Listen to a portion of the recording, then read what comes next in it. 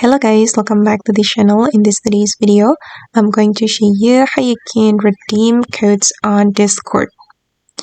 Okay, let's get into it guys. First of all, of course, you need to open up your Discord from your phone or your PC.